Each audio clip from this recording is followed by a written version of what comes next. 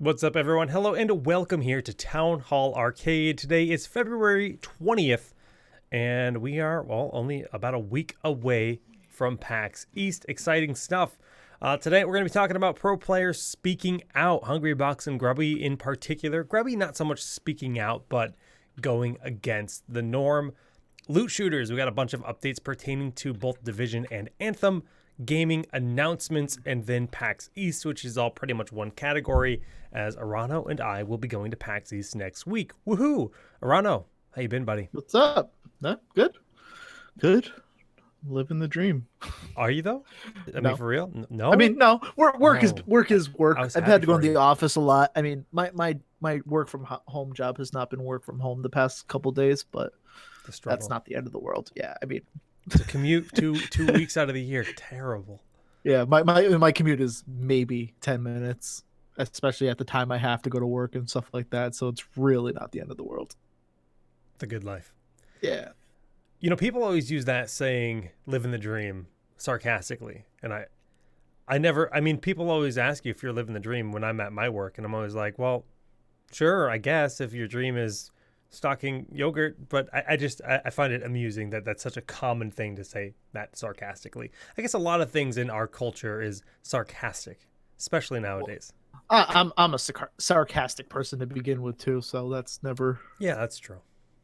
that's one of my downfalls is people don't get my sarcasm, especially through text messaging and stuff like that, but or at Yeah, work. But It what can you doesn't do? always translate, which is why doesn't. you have like Kappa and like all these different things that kind of go with Twitch culture, which brings I was sarcasm. gonna say You know. something tells me if I use Kappa at work, it would not. Well, I go know. I'm well. talking Well, about that was online and digital. last night. Last night I was watching something with Gabby, and I was like, "Pog," and she was like, "What are you talking about?" And I was like, "Oh, that's right. We haven't had that conversation yet." Gonna have to sit down. Well, this is Twitch speak. When I say Pog, you go yay. there was some heavy eye rolling. Yeah, I guess I'm a lucky one. The waifu speaks my language She because does. she doesn't even watch Twitch. She just kind of like gets it. You know, some people just understand internet culture more than others, or are more attached to it, Yeah. rather, I guess. Yeah, I don't know. This week, I think the only big thing that stands out for me is we rolled out and played Raft finally. Ooh, what is this? You were telling me about it.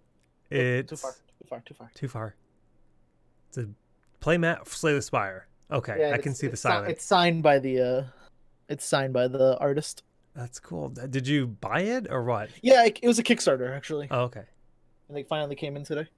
That's awesome. He actually had like it was a Kickstarter. You know, I love Slay the Spire, so I had to do it. Support the things you love, ladies and gentlemen. That's Absolutely. We live in a era where it's so much easier to do that, and there's so much unique content. If you love it, support it. That's the way to do it. So, you know, one of my favorite bands growing up is called the Aquabats. All through high school, huge fan. Went to their concerts, dressed up like them. They dressed up like superheroes. And recently, they announced they wanted to make a new album and put out a Kickstarter. Sure enough, $50 later, you know, got myself a shirt, some stickers, a couple albums, and Absolutely. yeah, Why not? it's just like it's such an easy decision if it's Easy something, purchase, yeah. if you love it that much. And I think that's why we live in a pretty interesting timeline where I mean, we could even make a whole topic on the show talking about some of these new business models like Star Citizen, where it's kind of it's almost like a live design, but it's an active development of a game that's being made, and they're very front-faced with the community and interacting with the community and giving us a roadmap, and there's all this stuff. I mean, apparently in Star Citizen world, the Carrack is being teased. This is something that Luminaire just posted in Discord, that the Carrack is a ship that the community's been asking for or looking forward to for a long time. It's a $500 digital item that people are like rabid at the mouth to get their hands on. And they told us that it's going to come out this month in February. And again, we're talking about this crowdfunding mentality and this different kind of interaction with modern gaming. And I guess what they've been doing today is going to the big Star Citizen streamers and loading the ship onto their servers and just appearing.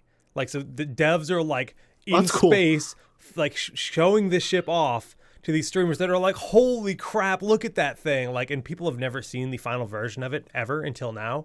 So that's just been happening in the past few Yeah. hours, which is I love that kind of buzz, and it's only going to be Yeah. exciting for the community, and it's not going to bring people in externally, but it's really about supporting those people that are invested in that care.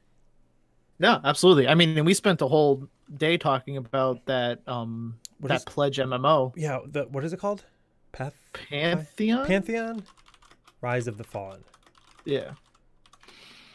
So I mean, that's another example of just It's a great segue. We're gonna make this our first topic, even though we're talking about pro players speaking out first. No, Pantheon Rise of the Fallen. Uh, it's a really cool looking MMO. You linked this to me probably Monday morning or something, maybe Tuesday morning. Um, and oh my god, this drives me nuts though. The fact that the browser will their watch this. website's awful. Oh, why? I want to see the top of the screen. Don't scroll down. Stop that. You cut off his head. No, Stop their that. browser's pretty terrible. Um, yeah, no, I've we I had to.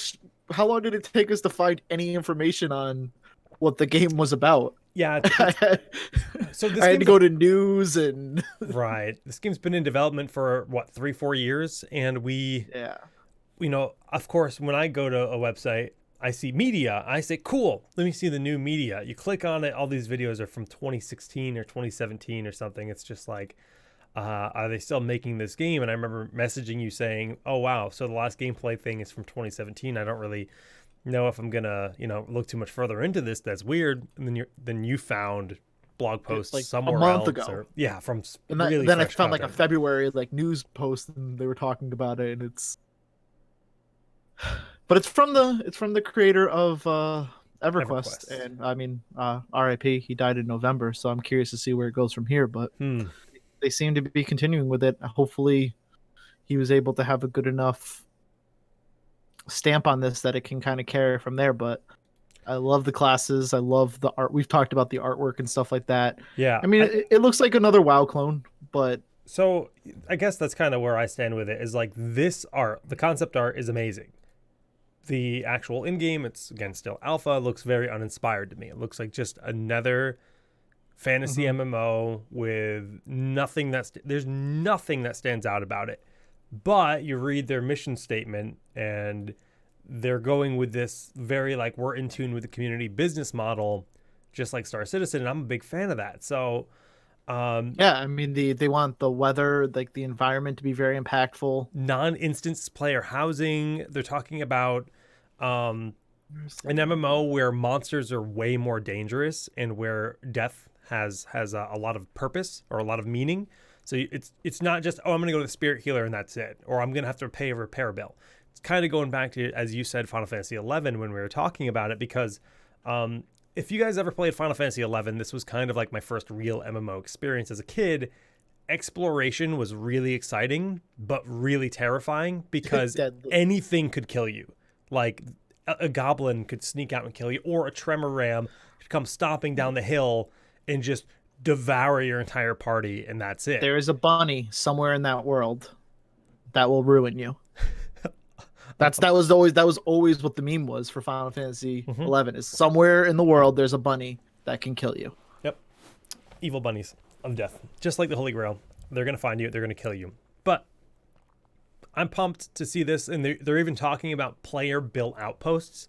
So one thing with those games is when it's really tough to get around, when it's really tough to stay alive, the fact that players could operate their own outposts as like safe havens and stuff is really compelling to me. So we'll see where they go with it. I feel like it's still a long ways out. I don't know what the Yeah. timeline looks like, but Yeah, there was a recent patch as much as February 5th. So okay. they are still doing stuff. I'm hoping for sooner rather than later, but obviously it can't be rushed. But I've been having an itch and I've been trying not to You're afraid of WoW. play WoW. You're afraid. Yeah. You're terrified. Rightfully and so. then and then we have our wonderful friend Zoya who's like, "Hey, we have a raid spot for you. Come on." Don't Such do a it. pusher. Let me see if I can find a somewhat new. Okay, December The 2019. here. Yeah, there you go. That's the new one. This is palette is Pantheon. very, very It's dark. it's all like like the saturation is way down. I get it. They're like in an icy cave or something. Could just be the Yeah. ambiance of the cave. The animations are very basic still. I mean, we assume that this would all get improved over time, but this is after 3 years of development at least. And to me, every character's wearing brown, and it's just brown.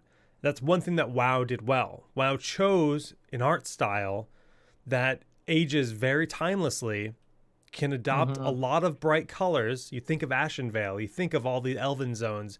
It's very vibrant. And those things are very nice to look at and they're fun. But when you look at this dreary gray for a long time, I'm sorry, I'm watching this video for 2 seconds and I don't want to look at it anymore. It's Let's just see if we too can find. bleh. I'm going back to the one before to see if I can find a different video. What's this video? Oh, come on. Stop talking. Oh, I recognize that guy. Forget his name. I recognize that guy. Sorry, I'm this talking about video. you, Mando. Oh, how do I point on a webcam? Okay. This video is not really what I want, but there's Link it. definitely. All right, here. I believe Go in you. to 4351. But I mean, you can even see it in the background there. It's definitely more colorful. But 4351. Ooh. I saw mouse people. yeah, I mean, this from here you could definitely see some better Okay. color. Ice Bridge is cool. Armor is cool. So it's definitely. Yeah, I'm just saying like Don't the know. one little bit of oh, here's some gameplay. Yeah, I mean, like I said, you don't know, so it's hard to say. Thank you. I'm like, I know I recognize the guy. He is the guy who Co-Carnage. was. Yeah. So yeah, who knows? It's very early. Um, I don't want to do the pledge because it's like $100 or something to get into the alpha. For the alpha, I think it's $100. Yeah, Yeah, and it's $50 if just for the game and stuff like that. So I'm gonna I hold off a little I bit, think but it's a I'm little. definitely interested. Yeah. See, I really like Star Citizen because it's $45 to get in, Hmm. and to me that's like okay, that's reasonable. You can go in, you can taste it, and most people end up spending more after that because they're like, okay, I like this, I want a better ship, and a lot of people go to Yeah. $150 areas. Yeah, but you also don't know that that could have been the buy-in when this game was first launched. You know, this could be like 2 years past where Star Citizen is type of thing. Yeah, Yeah, I don't true. know. Like just getting into it now. Yeah. Well, 'Cause, Star you know, Citizen's that's also a different business model where like it's a lot easier to just say, okay, we're gonna sell you a ship. They yeah, can't just sell you like sick armor. Well, they could, but yeah. I mean, who knows? That doesn't work so well in MMOs as much as it does in Star Citizen. Right. Very, very different for an RPG. And we know nothing about the skill trees or anything like that. We saw the list of classes on the website. A lot of cool stuff. I guess at the end of the day, we can just say that Pantheon Rise of the Fallen is something that we're going to keep our eyes on with, kind of like a morbid curiosity. I'm sad Zoya could not join us tonight because I know he's big into MMOs, and this is a topic that he would have really enjoyed hopping into. But let's move on. Let's move into kind of our first topic of the night officially, which is going to be just players speaking out. And well, let's go with the less. I guess they're both pretty mild. When I say speaking out, that sounds like a negative thing, but it isn't a negative thing necessarily. Grubby has been playing Warcraft 3 on the old client, not Reforged, because there are hitboxes that are not consistent with the original game. And that is a big problem. When you're used to something functioning a specific way, you want it to work that way. And when the Reforged came out, they failed to maintain that integrity of the game that existed. So for pro players, that's an issue. So he's playing on the old graphics, that's fine. He has that option. But what's even worse is that the servers are bad and there's huge lag spikes and it's a big issue. So he's actually opting to play on private servers in China where he's going to have a much higher ping because it'll be a more consistent and better practice experience for him. And for the biggest streamer, the biggest personality the game has ever had to be like, hey, Blizzard, get your shit together. I'm going to go do this private server that's probably, you know, illegal and against terms of service. I don't even know what it is with Reforged coming out. A lot of things probably have changed. That's, I don't know. What do you think about that? That's crazy to go to that extent. But good for him for taking a stand. Obviously, he's not one to shy away from that sort of thing. Right now, he's currently streaming and he has 300 viewers or 269, which Grubby? you know is not Grubby. He must have just started. He always is like 6,000. Oops. Or it could be a rebroadcast or it's too. a rerun. Yeah. But I've never seen him below 5,000 since Reforged came out. I saw him like 3.9 on Heroes, but yeah, it is a rerun. The highest viewer right now is 310, which is not. There's only 1.3 people watching it right now. So, well, yeah. But it's definitely probably bigger in Europe, I would say, than it is with the US with the streamers and stuff like that. So. Always was. It always was. Warcraft 3 was always a bigger game in Europe than it was in America, period.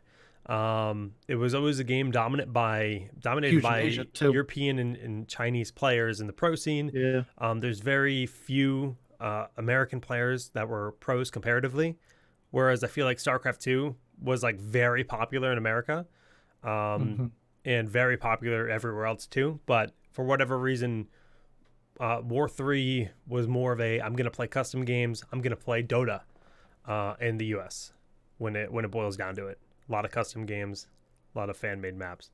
Yep. The other player was Hungrybox, who won Summit, did a little speech, and during that speech, he basically, you know, politely called out Nintendo saying, hey, you know, this community is huge. There's so many people doing cool things. You got Summit, you got Red Bull, you got all these companies that are pouring their energy and their money into making these cool events. Why aren't you doing anything? Where is the support? And it's not that Nintendo doesn't do anything. They have Nintendo Versus, where they do tweet out a few events once in a while, and they provide some sponsorships to some events. But as far as I know, that sponsorship is like, we'll give you 30 Switches to use, and then we're going to take them back. They provide you with equipment. As far as I understand it, don't quote me on that. But you look at Blizzard with stuff like HGC and the Overwatch League, and you look at LCS, and you look at all these other things, and with Nintendo being as big as they are and Smash being their IP, their esport, Japanese companies aren't really super accustomed to these tournaments. The only exception I can think of is the Capcom Cup.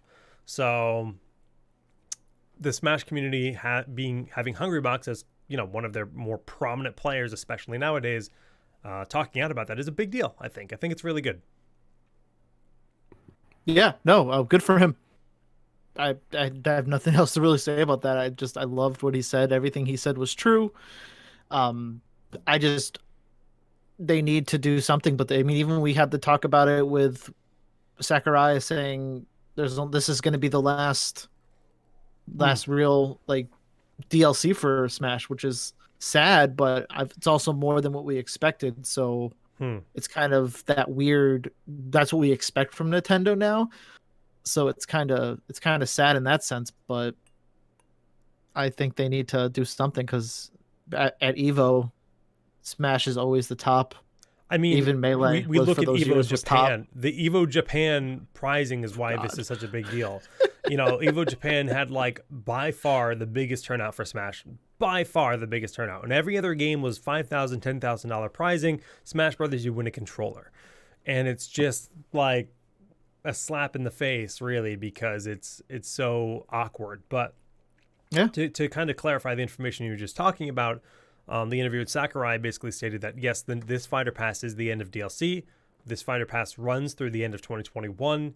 So technically, we're getting characters for the next 2 years, more or less. And then that'll be it for Ultimate. And then the future of Smash beyond that has not been determined. They haven't said they said there will not be any more DLC for Ultimate after that. But we don't know if it's going to be like if they'll make Ultimate 2 or something where they just sell us the same game again and port it to the Switch HD or something. I don't know. They might, but I mean, we've talked about this on our own. You can't do that. You can't match this roster ever. There's too many characters. It's impossible to match it. And honestly, I think it's unhealthy to keep getting bigger if it's a competitive title anymore. Yeah, but at the same time, Nintendo doesn't see it as a competitive title, so I think they just need to keep adding to it. But it might be too difficult to work with other companies because they're running out of Nintendo characters they want to use. There's so much that could be going on there. But I think more characters the better. But then I also say that, but they're also putting out characters like Joker and Terry and just characters I personally don't care about. Yeah, they're characters that are for Japan more than anyone for sure. Yeah, I mean, how many Fire Emblem characters are there? And I've played one Fire Emblem game. I guess the other crazy thing to consider is that all the characters have been decided. So all the DLC is locked in, and that's it. I didn't know that. That's interesting. Yeah, they've decided all the characters. They're all done. Like every single character is being worked on. It's planned out, and Smash's roster is tied up. We just don't know who they are yet. So it's yeah, I'm still gonna turn out for all the characters, all the directs. I still want to play them all. Yeah, but it's. Speaking of which, we gotta play soon because apparently Samus is really good now. Oh, really? Nice. Yeah, so I'm excited. Nice. I know they did those changes. I don't even remember. I remember the shields and stuff like that were a big change, but I don't remember the more specifics. She got some buffs. Yeah, I remember she got buffed. I remember you were happy about that. Yeah. So we'll see. Moving on to the realm of loot shooters. Now, Division 2 came out a little bit less than a year ago, I want to say, probably last spring. March. Yep. March. It was March. Yeah. And, the game was, for like the first few weeks, I feel like it was a big hit. Everybody was having fun. I was having a really good time. My good friend Chris actually hooked me up with the game, and I just grinded through, hit max level, and then something happened. I went somewhere, came back, had no desire to play late game content. Seems like the rest of the world felt the same way because the community just kind of like died overnight. You linked me the graph. Do you have it handy, perchance? No, I can get it. Hold on. Okay. But yeah, I'm with you, and it was weird because the way that they ended up doing it was a lot of you basically leveled up the world. I think that was so. It's really compelling because, like you said, the world gets invaded by this new enemy. So suddenly the whole map that you had just unlocked, all your progress has been reset.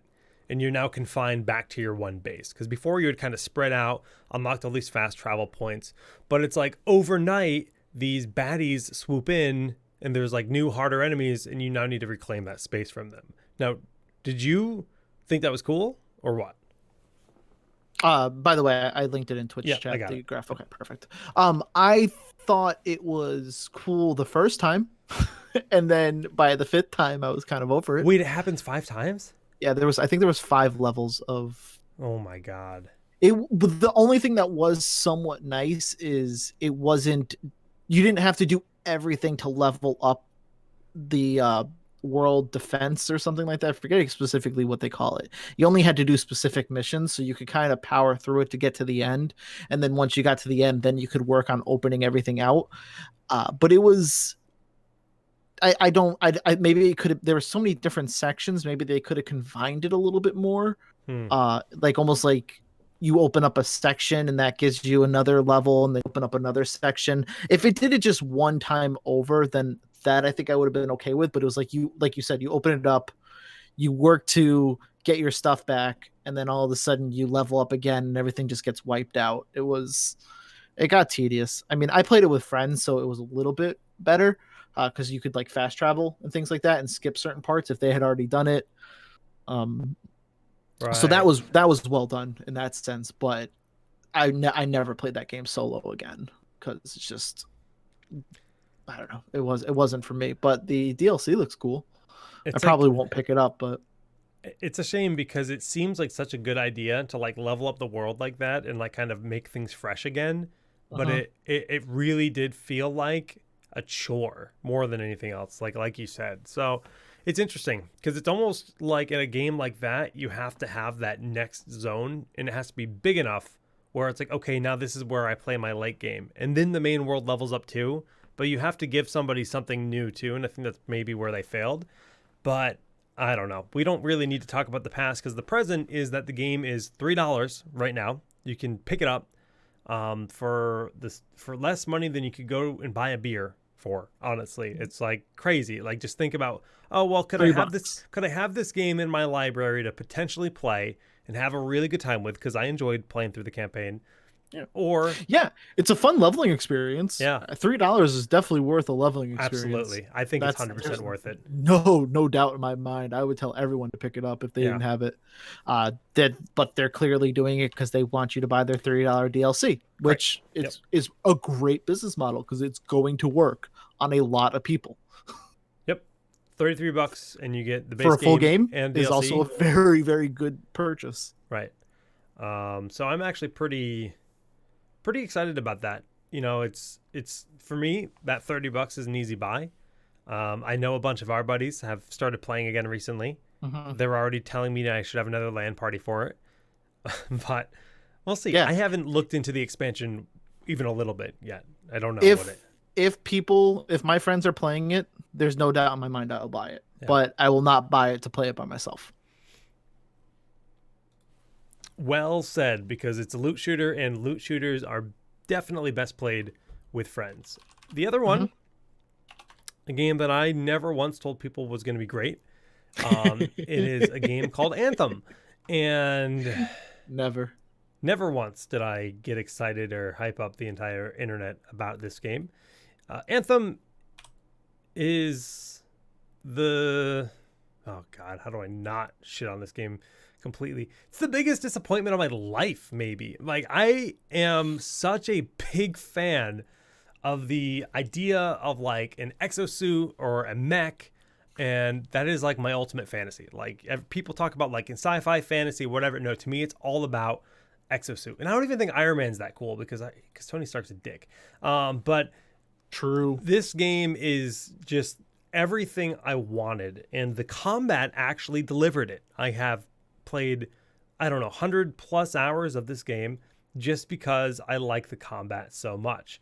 But I'm sure you've heard Anthem flopped harder than just about anything could. The internal systems were super, super bad, far from polished, rushed out the door. The engine on the game can't really handle what they wanted it to do. Visually, it's beautiful, looks great, plays great, but plays great if it's actually working. I was gonna say. Launch week was a nightmare. And said it once and I'll say it again. I loved my EA subscription for Anthem that I ended up playing Sims 4 the entire time. That's what it was to me. I had a hard time getting into the servers, and then once I actually got in the servers, that going back to the town between everything was a disaster, which I'm sure they fixed enough of it, but I will never play that game again. So here's the important part of their blog post that they put out last week. Over the last year, the team has worked hard to improve stability, performance, and general quality of life while delivering 3 seasons of new content and features. We've heard your feedback. It needs a more satisfying loot experience, better long-term progression, blah, blah, blah. Skip. We're doing all this cool stuff. And while what is this saying?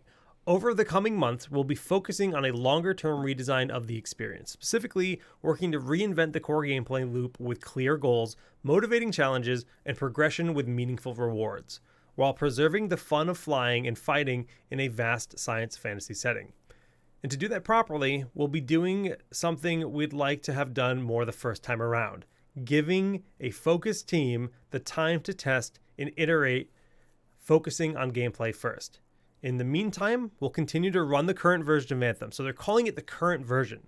They're saying we're going to keep the game live. You can play this game that exists now, but move away from full seasons as the team works towards the future of Anthem. We'll keep the game going with events, story refreshes, and revisiting past seasonal and Cataclysm content, starting with our anniversary awards towards a month. But I feel like at some point they said it's just like this is more than a update. This is a remake. It reminds me of Final Fantasy 14. Yeah, They were like That's doing a full what it relaunch. reminds me of. Yep. So Which is great, because if there was one game that completely saved itself, it was Final Fantasy 14. So it's there's true. hope. I mean, people forget that 14 was the It was a dumpster fire that it disaster. was. But I don't know why I didn't put this on the screen so you guys could read it yourselves. But yeah, it's definitely exciting, especially someone that was as excited for the game as I was. But I have a lot of big concerns. When we look at the core gameplay loop, they're talking about, you know, pretty much everything, how it rolls out. But there's a huge disconnect in the game if you've never played it. The town is a completely separate instance where you're like out of your mech, and then you choose the mech you want to go into, and then you fly out with a specific loadout. Once you fly out, there is no inventory, there is no anything. It's just your loadout. It's you in your mech suit. We don't have like a backpack. It all just goes into your inventory. And then you can go back and you can change your guns and change your loadout in town, but it's like two games spliced together, and it feels really awkward, because especially when you go from this super fast, high octane gameplay out in the world, you go to town, it's like, I'm a shitty human again, yay. I don't know, it just doesn't feel good. And I don't know that their technology will allow them to break free from that. I feel like there's technical limitations, but I guess we'll find out in the coming months whenever they figure this out. Hey, if you don't have to pay for it, then That's true. do it I mean, up. It's worth right. testing. I already bought the game, so I didn't refund it. I thought about it, but I played over 100 hours, and I was like, well, I had more gameplay, more fun than most games give me, because Yeah. they executed the combat so well. So, which is weird. You don't think of BioWare as a company that's going to give you great combat. You think of BioWare as a company that's going to give you a badass RPG with amazing world building and amazing story. And they did the opposite with this game. It's very weird. Yeah, it's sad, because I mean, I'm mostly sad for you, because I knew how Well, much yeah, you it's were my into that game, but only time will tell. only time will tell. I don't think there's any other loot shooter news. I haven't heard a damn thing about Borderlands 3 since it came out. I'm waiting They for just had the patch, actually. Oh, okay. I literally saw it on Twitter today, but I did not go anywhere past that. It's coming to Steam soon. I think April, right? Yeah. I mean, I'm going to pick it up on Steam. I'll pick it up on sale. Yeah, I me hear too. amazing things. I just don't want to give Randy Pitchford my $60. I know the day I start playing Borderlands 3, I'm going to grind the crap out of it, because Yeah. it has sliding and stuff like Apex, if I'm not mistaken. Yeah. Yep. It has all the fun gameplay stuff in a loot shooter. Like, let's go. It's going to be a lot of fun. But I really just, none of my friends were buying it on Origin. Like, I don't know a single person that bought it on Origin. Epic. It's whatever. Epic. We were just talking about Anthem. I know. Nobody I know bought it, so why would I? Nate's the only person. Nobody I know bought it. Got him. Love you, Nate. Loot shooters, and then moving into just gaming news in general. Now, I actually still haven't watched this trailer. I guess we're gonna watch it live on stream. Yeah. I didn't watch the trailer, but I did, however. Rip ears. We're all deaf. For all God. headphone users, just put an F in chat for them, because they are not part of this world anymore. But I did watch the Square Enix stream of it for about 10 minutes or so, and it's a loot shooter. From what I saw, it's reminding me very much of like Gears of War mixed with like Division as far as the gameplay goes. Outriders is the game we're talking about, guys. Yeah, I'm not very excited about it.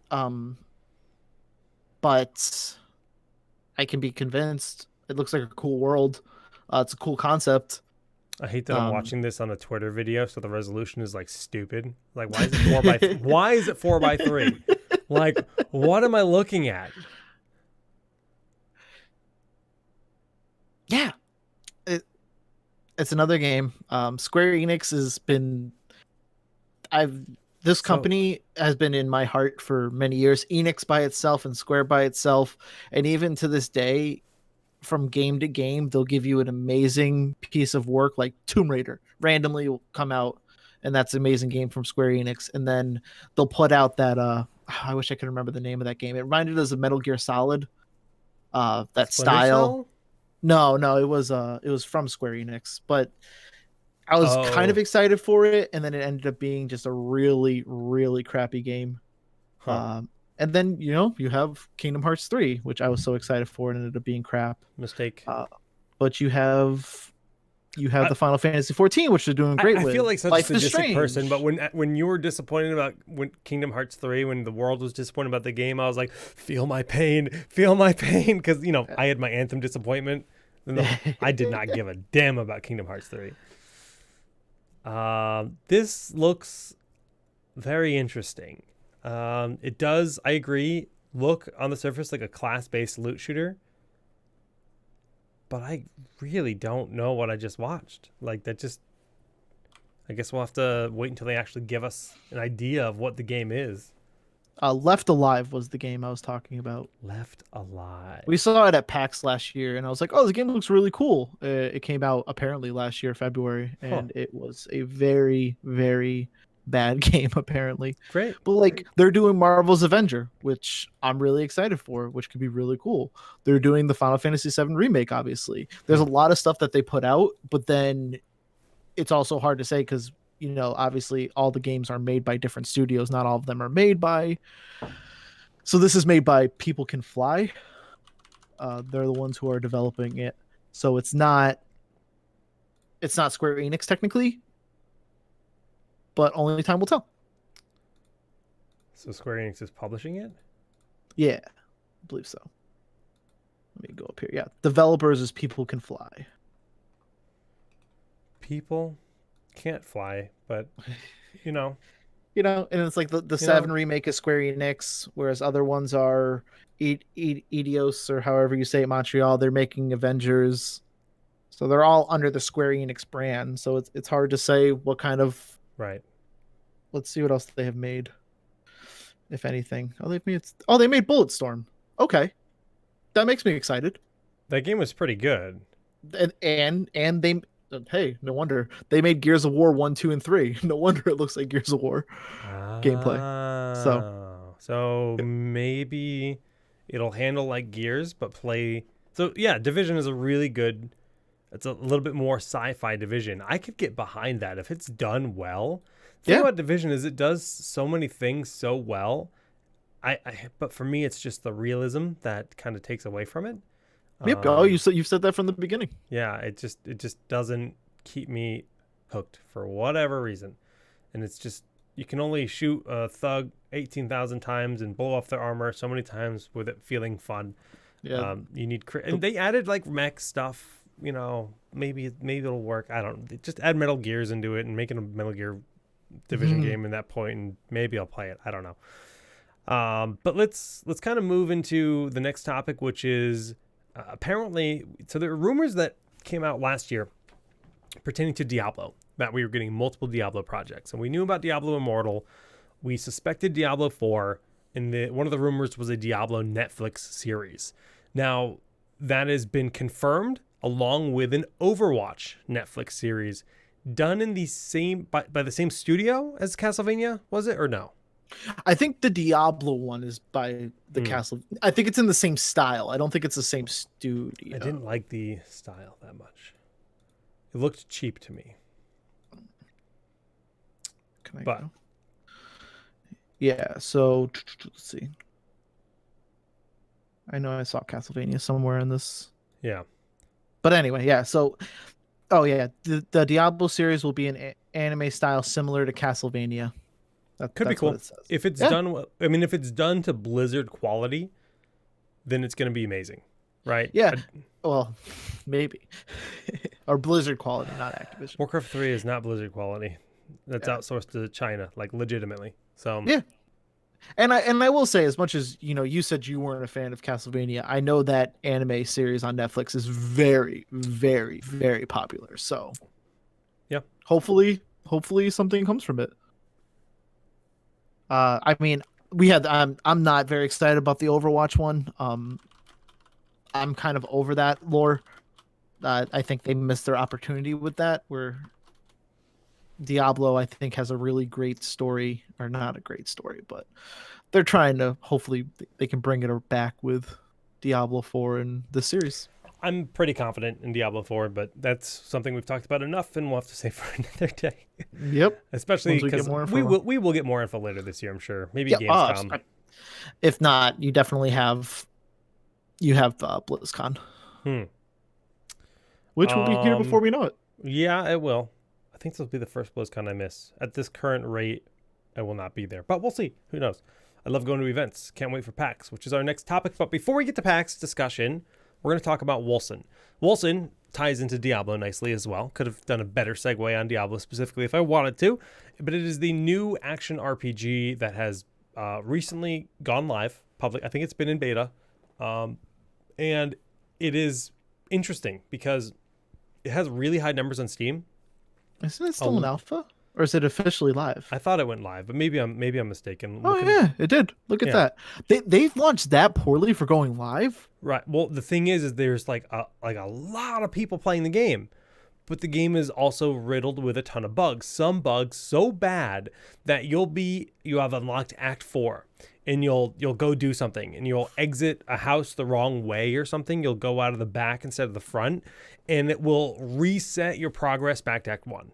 And everything you've done, you'll have to do again. So there's some pretty cripplingly, like, horrendous bugs that exist in the game. Then there's your standard bugs that just you get stuck on the ground or whatever, I'm sure, as well. So I've been holding off. CSD, if a lot of you guys might know who he is, he works at Blizzard nowadays. He's a big Diablo player. He grinds the ladder every year. He's played a lot of Path of Exile. I really trust his opinion, and he basically said he played a lot of Wolcen, and he's like, I'm not sold yet, not convinced it's good or bad, but I'm going to give it time. And I think that's kind of, we got to wait and see what they can fix. This is a pretty good indicator. In January/February, there has been 14,000 positive reviews and 11,000 negative reviews. So wow, very half and half. It looks like recently, as of February 20th, there was still more positive than negative, but there's definitely negative. What I'm hearing is the gameplay and everything is just like, it's like Diablo tuned up a little bit. It's just really fun, really fast, feels really good. It just, the polish it's not ready. They shipped it too soon. That's kind of sad. thing. So hopefully they can fix it. They're obviously getting a lot of money. It looks really cool. Like, I want to pick it up. But I'm also not willing to pick up another game where I have to deal with bugs. I got Star Citizen for my bug satisfaction. That's my entire diet for dealing with that. And I don't know. Yeah, also $40 is a lot to deal with that. Yeah. Okay. I don't think there was any other announcements we missed. Wait, I feel like we might have missed something. Oh, I'm sure there was. I mean, we're going to get into announcements with PAX because that's part of the announcements. Yeah. Sure. So, PAX. A lot of things going on at PAX, but the biggest news pertaining to PAX East is that Sony is backing out of another event. And a lot of people are raising their pitchforks and saying that Sony is just kind of taking the easy way out. They're again backing out of an event. They've backed out of other events before. They canceled E3 last year. They aren't going to E3 this year. But they said due to the coronavirus, they are opting to not attend PAX this year. Now, the coronavirus risk in Boston, Massachusetts is like 0.0000001% I mean, chance. there was a case. Okay. And it was quarantined immediately. Yeah, I mean, and then the big thing is like the cruise ship. I think that's probably part of the issue. The one in the Japan waters? Yeah, because Sony's coming from there, but obviously they're not going to do. They're not on that cruise ship. Know. It feels. I know. It feels. I think it's just scaring people. I guess so, but I don't know. So it's a bummer. We still don't know if Final Fantasy is going to be playable. Yeah. We don't know. So, I mean, basically, I messaged you the day I found out that Last of Us and Final Fantasy VII were going to be playable. I bought my ticket that day. This was literally the reason I was going to PAX East. Yeah, I know. I can't fault them for what they're doing because you can hear the disappointment in his voice. Oh my goodness. It is a threat.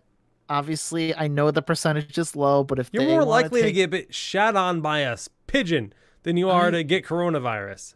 I get that. I do. But this is killing people. I understand what they're doing. I can't fault them for it. But it breaks my heart. Luckily, they announced Baldur's Gate 3 will have something, so that'll be good. I'm also hoping, because Square Enix is still going to be there, and Square Enix and Sony on the map, I believe, are right next to each other. I'm hoping that Square Enix just takes over that spot, and then that whole spot is just Final Fantasy VII. That is a very good possibility, because that's something I was thinking about. That's the prime real estate. Now, the floor space, I'm very curious to what the contract looks like. I'm sure it's non-refundable. You purchase floor space on the show floor, and for that kind of space at PAX is probably like, I don't know, let's just say $100,000. I have no idea what the price is. Let's just say it's $100,000 for the 4 days for a prime spot. If they are side by side, then yeah, maybe Square Enix will opt to just kind of absorb that. And let's see. I'm pulling up the map right now. Ooh, good. Was it PAXsite.com? Yeah, PAXeast.com or something like that. I think it's just PAX site. And that's for all three of them. I know my websites. Yay. Wow. Yep, Square Enix. I don't see Sony on the map anymore. Maybe they already updated it. That's really good. Square Enix has a huge spot. Yeah, they always do, though. They always have that bottom corner right where you enter. I need to find out where Sony was before, because I know they had the number.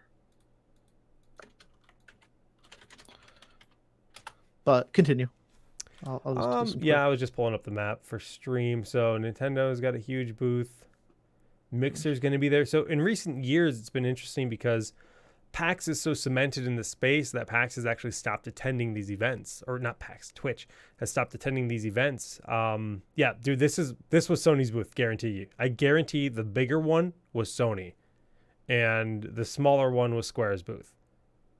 I can okay, so Sony was going to be at 147. 147. Okay, I'm wrong then. Where the heck is that? I don't even see that. Oops. Whoa. Maybe it's not there anymore. Yeah, maybe the Square has two different numbers. 147 would be probably down at the bottom. Yeah, they might have changed it out. Huh. 147. I don't even see that number. I see 047, but 047. Yeah. No, I see. I mean, obviously, it's not like they have any reason for the numbers, so it's not like they're in order or anything. So it's really hard to tell. Right. I think this seems likely that this was Sony, though, because they would have a big booth. I mean, it's the second largest spot on the entire floor, with Nintendo being the largest spot. And this is where my confusion comes into play, because it is there. Never mind. Yeah, the PlayStation games that were playable at PAX, Doom was there, Dreams was going to be there, Final Fantasy VII, a lot more. The Marvel Iron Man VR game was there, Last of Us, really? Neo 2. There was a lot of games that they were bringing. Trials of Mana. It was definitely a very interesting booth, but hopefully Square Enix, I haven't seen them say anything yet, because maybe they're trying to figure out if it's possible, but nothing as of yet as whether they're going to do Final Fantasy VII at PAX. But PAX, let's see if anything's on the twits. But yeah, just kind of, there's no Facebook gaming this year. I always look for that kind of stuff, the streamer wars. It's interesting to me. Mixer's going to be there.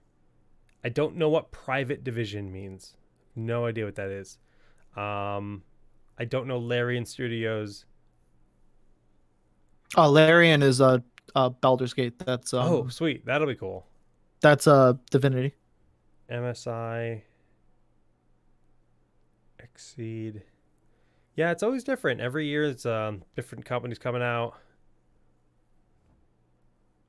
But it's for me, it's been really fun to kind of see what smaller studios are going to be at these events. And one of the studios I'm particularly looking to play is Torn Banner Studios. I actually met the guys for Torn Banner at PAX Prime years ago when they were about to ship Mirage. Now, I'm an old Chivalry player, played a lot of Chivalry at LAN parties with friends, really love the game. And you just got the Chivalry 2 right. announcement. Yeah. And so today they put out a Chivalry 2 video. Let me just kind of go to Chivalry game. And we in their announcement, they were like, hey, we're going to be at PAX East with the game playable. So I'm really looking forward to getting my hands on the new Chivalry to see what it feels like compared to the first one. The first one is very old. It's janky and it's beautiful. Now, it's a first-person melee combat game. Some big fans of the original Chivalry actually managed to get with some game developers and kickstart their own Chivalry called Mordhau, which came out last year and saw a lot of success on Steam. So before, this was one of a kind game, and they created I already forgot the name of it. I just said it a minute ago. A new game. Holy crap. Mirage. Mirage. Yeah. Oh. Mirage was made by Torn Banner, which was like, I feel like it was inspired by Overwatch a little bit because it was again melee combat, but it was class based, and there was like a mage character that could like shoot fireballs and like air dodge. And there was like different spells and like different things, and it was purple and orange, like these bright colors. It was totally different, and the game I've never heard of this game. The game died faster than anything. They actually put it out for like free. You could download it for free on like a 3-day deal kind of thing on Steam. Like, download it for free. And me and all my friends downloaded it because none of us bought it. We weren't excited for it. Like, big Chivalry fans just didn't look good to us. And we downloaded it, and I think we played like 2 games of it, and there was nobody online. The servers are totally dead. Then you log into Chivalry, and the servers are totally alive. A game that's way older. So I think they realized that. They kind of went back. They're making a new one. But now they have the competition of Mordhau, so I'm pretty interested to see how they match up. Yeah, I mean, like I said, that's definitely not. Or I didn't say, I messaged you. This is definitely not the game for me. I'm willing to. No. It's going to be the game for you when you play it at a LAN party, because that is when these games shine. When you're in a room with 8 dudes running and screaming, both in game and real life, with a few beers in your system, you will have the time of your life. I don't care who you are. It's for you. It's for you. Chivalry is for everyone. Look forward to it. I'm dead serious. Like, it is so fun. We'll be seeing it. I'm curious. I'm definitely curious. I know you guys have been talking about that, and you were talking about Morehouse and all those other games, but it's never been a game for me. But I mean, I'm willing to give it a try. Damn straight. But I am very excited. I mentioned earlier is the Baldur's Gates, because you brought up Larian. They're going to be announcing at like 3:00 on Thursday, which happens to be the day that we're going to be there. They're going to be announcing some information that I'm very, very excited to see what it is. They have a panel? They do. It's at 3:00. Is it gameplay? I don't remember exactly what it was. Let's see. Oops, that's not what I want. Oh, that's cool. Well, yeah, 3:30. Join us for special guest. World gameplay reveal of Baldur's Gate 3 will be happening live at PAX East. So I'm all for that, because that is a game that I cannot wait for, because I'm a huge Baldur's Gate 2 fan. I am also a huge Divinity Original Sin fan. So if we can get a new game like that, and obviously Baldur's Gate 3 is the reason that Fallen Heroes, was it? I think that's what it was called. The new Divinity game was delayed indefinitely. I'm all for this game. Yeah, Can't wait. I still have to play Cannot Divinity. wait. I really should Yes, you do. get on that with the waifu soon. Yes, you should. If not me, I will play that game again. It's been long enough, and you can play it completely differently. Mm. Yeah, I'm I played it. interested in Baldur's Gate. For me, I'm there for. Hopefully, Final Fantasy VII is my highlight, but I'm also excited to meet some of the Star Citizen folks because I know they're going to be there, and to meet the Torn Banner folks and to try their game. I don't know if there'll be anything new for Star Citizen, however, so it's interesting. Yeah. The only saving grace is Final Fantasy VII comes out in What was that? 50 days. Final Fantasy VII. Oh wow, That's really April soon. April 10th, and then 50 days. Last of Us is like 98 or something like that. I looked it up this morning. He's got it marked on his I'm really calendar. hurt by them not going. Okay.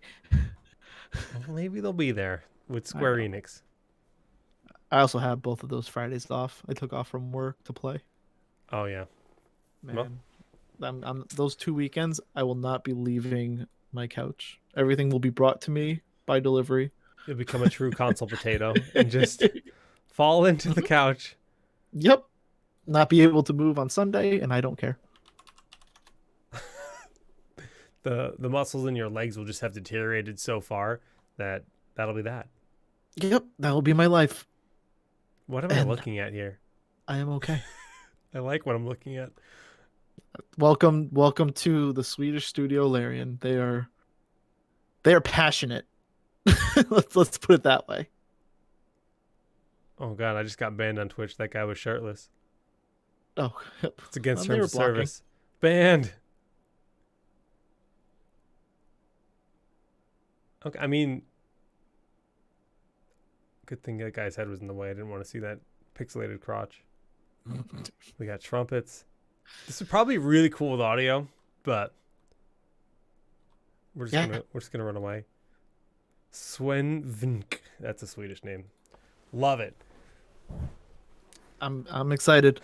I'm gonna play it. Had a great reveal trailer, and I just look for more and more information on it. Well, sounds like you're getting it next week. Yeah. And who knows what other information we'll get there. So like last year at PAX, the big hype was we were trying to get there, or I was trying to get there. I remember literally walking from the train to the venue watching the Borderlands reveal. I missed it. I missed getting to the opening, like the announcement of Borderlands. But it ended up being like a card trick and a tabletop game with Claptrap, which we bought. Demonstration and like some gameplay footage of Borderlands 3, but no playable demo whatsoever. In fact, Gearbox didn't even have a booth. So it's kind of weird because, you know, we're used to, you know, some events having big announcements and stuff, but you feel like you'd have gameplay attached to it. Fast forward to E3, I got to play Borderlands 3 there, had a good time with it, but it was only on Xbox, so that was a struggle. But I don't know if there's going to be any beyond Baldur's Gate. I don't know if there's any announcements really slated for PAX this year. Nothing. I haven't honestly been paying that much attention. Obviously, the big things was Sony, and they're not there anymore. They're not there anymore. The quick look over that map. I mean, there are studios there and stuff like that, but I don't know as far as announcements go. We got more companies bowing out at E3 than ever. I feel like another big company said they weren't attending E3 this year. I know Sony's not going, but I think somebody else said they're not going.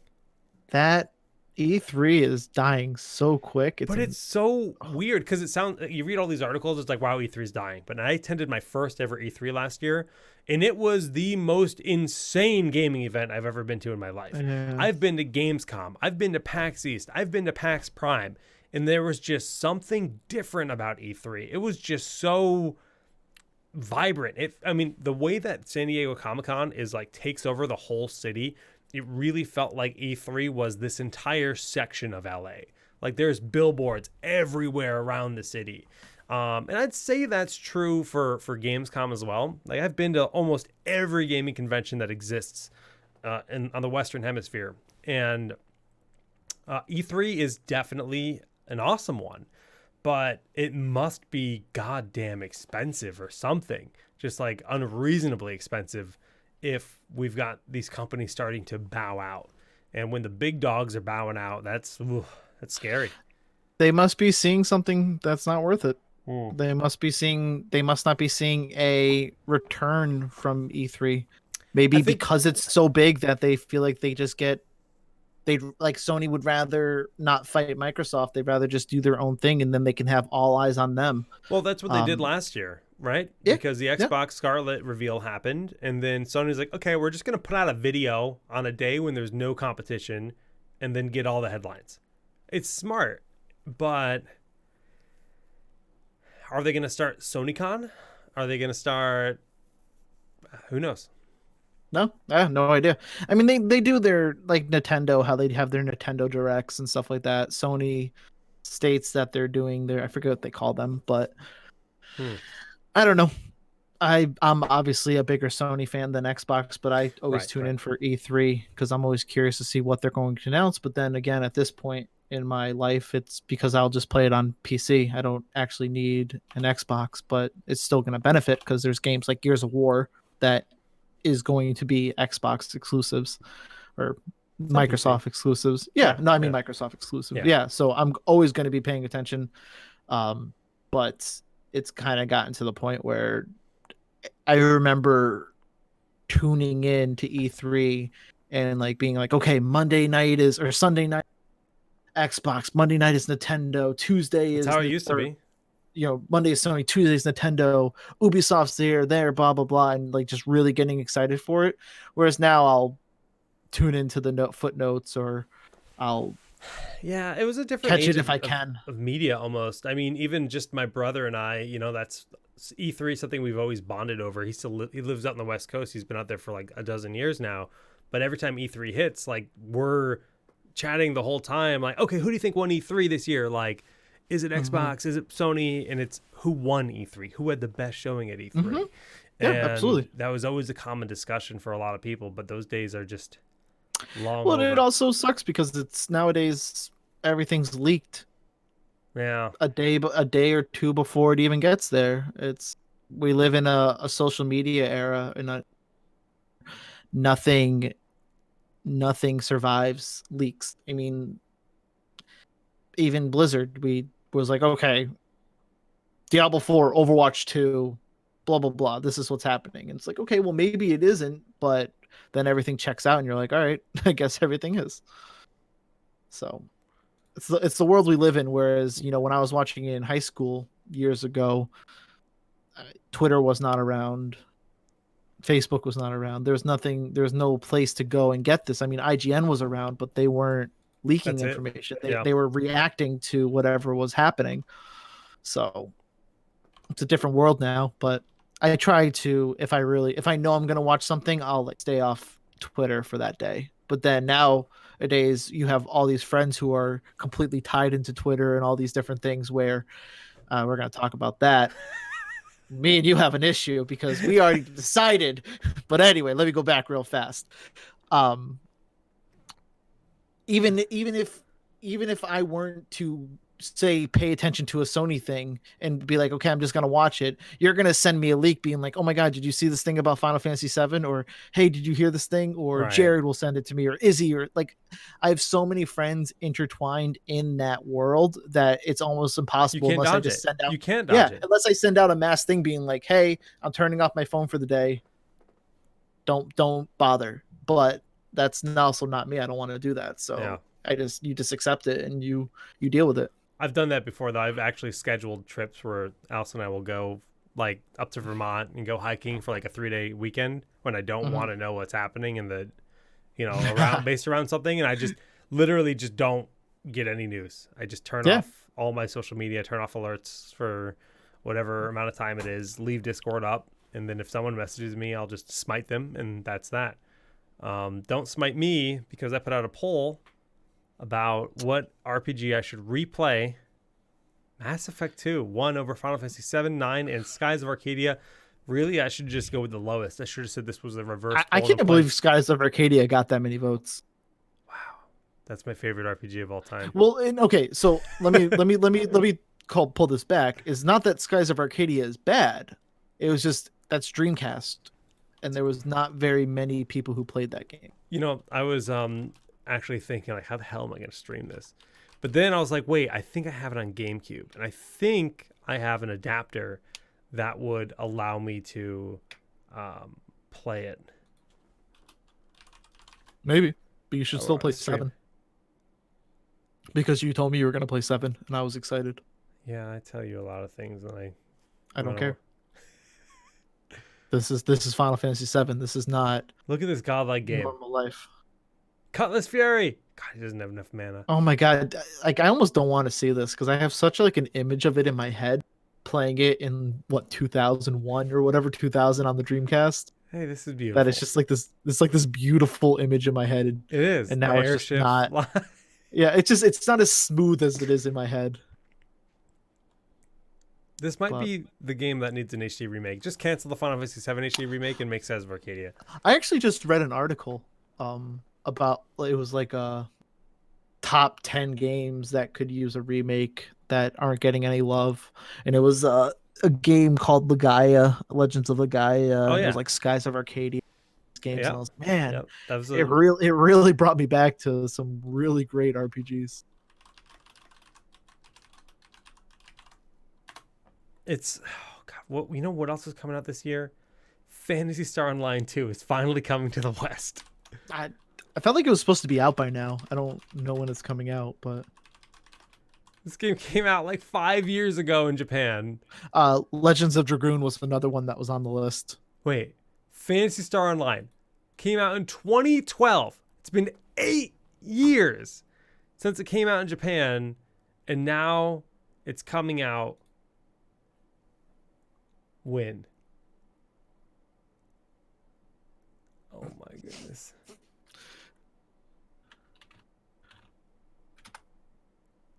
Quarter July 2, 4th. 2020. Oh no, that's when it originally came out. Quarter 2, 2020. There's not even a release date yet. See, it tells this says, oh, this was from last year, spring of 2020. So Phantasy Star Online is an MMO, but you might be talking about Phantasy Star Universe. So there's Phantasy Star Online, then there's Phantasy Star Online Episode 2, I think, and then it goes Phantasy Star Blue Burst is the PC version. There might be other like expansions that came out for the original one. I can't remember. Then there's Blue Burst, which is the PC version. Then there's Phantasy Star Universe, which was technically supposed to be like the World of Warcraft of Phantasy Star, and the game was miserable, like just super bad. And then they came out with Phantasy Star Online 2, and I've played with an English translation pack on the Japanese client a fair bit, but they took the story, which was like supposed to be you're on this ship called Pioneer 2, and you're going to the signal of where Pioneer 1 was. Imagine a ship that's like designed to travel for like 200 years and reach a destination, a new Earth, essentially. They're going to a new Earth. And Pioneer 1's like, hey, come here, we found the planet. So you go out, you follow them, you land there, Pioneer 1's been destroyed, everything's dead, so you're trying to figure out what happened, and there's all these monsters in the process. So there's like this great story and this great world and all this stuff to discover and all these cool enemies. Phantasy Star Online 2, they're like, nah, bitch. It was actually just a video game the whole time. And it like says you're like a character logged in the Phantasy Star. It's like this dot hack, like other world. Oh my fucking God, it made me so angry.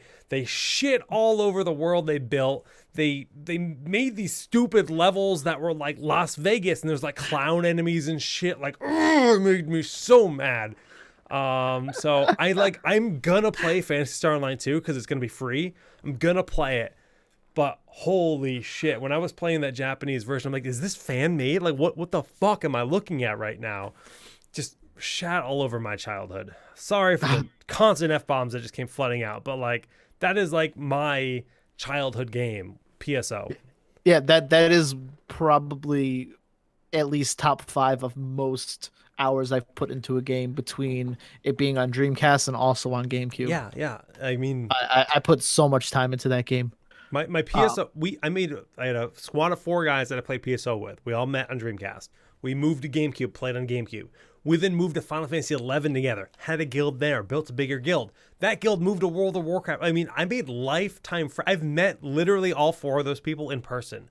One of them's from Canada, Florida, in North Carolina, and we've all met in person at different times. That game has built some of my longest standing friendships, and I don't know. It's a shame that I've had to wait 8 years for this garbage to come out in America, and it's probably just going to be garbage. Probably. The game's supposed to go into closed beta for Xbox players this month. Fucking A. What that means, how up to date that is on Wikipedia, only time will tell. You know what would make me happy? What would actually get me excited about Phantasy Star? If I could play it on PC and the same account on Switch, that would make me happy. Closed beta started February 7th. So there's one going on right now. It ended on the 8th. Oh wow, what a closed beta. What? It was for a day. Let me see what else is Legacy of Kain reboot. Oh, that would be hype. Yeah, Legacy of Kain was a great game. That would be a hype reboot. There's a lot of games that it's just a weird licensing Phantasy Star Online issues. Well, that's what you have for places close and they keep the licensing, and then they just dead to the world because they don't want to get rid of it because it was their baby. For those that don't know what Phantasy Star is, we'll show you PSO2. This is every expansion that's come out for the game. It's a hack and it's like Monster Hunter in terms of gameplay, like the action RPG style, but it's a little bit more like Diablo in the sense that you queue into a randomly generated world, and you run down different paths, and you slay monsters, and you might find rare monsters, kind of like a loot goblin. Like this came out, like the original Phantasy Star Online came out at a very similar time to Diablo 2. And a lot of people that were playing Diablo 2, I was playing this. So for example, there's an enemy called a Rappy. It's like a little blue penguin. Or they could be blue. Normally they're yellow, but if you find a blue one, a blue Rappy is extremely rare, and it's gonna drop a rare item. It's guaranteed to drop a rare item if you manage to kill it. But it's just like a treasure goblin, where a treasure goblin is gonna run away. So it's just a different style of gameplay. It's basically the console version of Diablo. But I'm a giant weeb, so I love it.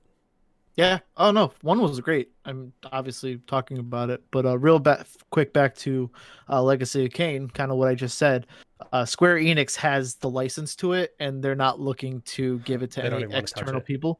Apparently, there was rumors of it, and then April of last year, they basically said that no team is they're not proposing it or anything like that. So it's kind of dead right there. But it's Square Enix has a license, and they don't want to do anything with it.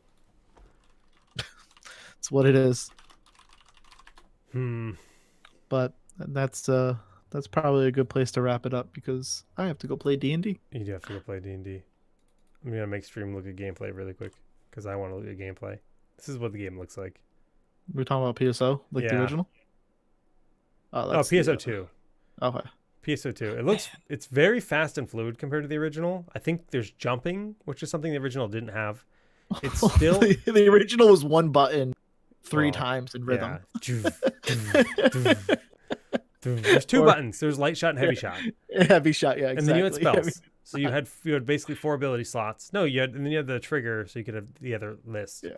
But they were often items and teleport you get scrolls. what I'm saying. Yeah. What class did you play out of curiosity? I honestly don't think I could tell you the name. I was a human, or well, you were a sword fighter or whatever. Yeah, I was definitely a sword fighter. So you Hubar. Yeah, that's what it was. Yeah. That was a wrong. We can tell who the real fan is. Yeah, well. I've invested a stupid amount of time in this game. I'm like looking at this footage right now. I'm like actually so hyped that this is coming out. I was just shitting on it, but now I'm like, oh my god, this is gonna be my life. I'm gonna play it. Why not? If it's free, why not? Yeah, it's completely free to play. All the content. So yeah. Shit. My height engines are warmed up. Ladies and gents, that's been our 10th episode of TownHall Arcade. A lot of cool stuff coming up. Next week, we will be at PAX East on Thursday, which is when we normally do a show. So I don't know that we'll be able to do a show on Friday, but I mean, are you busy next Friday? I don't know. I'm busy Friday, but I'm available Wednesday. I don't I mean, want we to can do a talk show about it. before PAX. I want to do a show after PAX. Oh, okay. I was gonna say, we can figure it out. Yeah, so we'll figure it out. We might have to wait a week or two, or an extra week after that. Maybe it'll be a show on Monday the week following, just to kind of recap PAX, because I'm sure there will be stuff to talk about, especially with Baldur's Gate and so on. Arano, any shoutouts? No shoutouts. Gonna go enjoy D&D and enjoy PAX next week, and I'm excited to our second year going together, so it'll be a fun time. Yeah, back-to-back years going to PAX. Really looking forward to it. Looking forward to playing a lot of new games. Checking out indie games is a big one on my list for this year.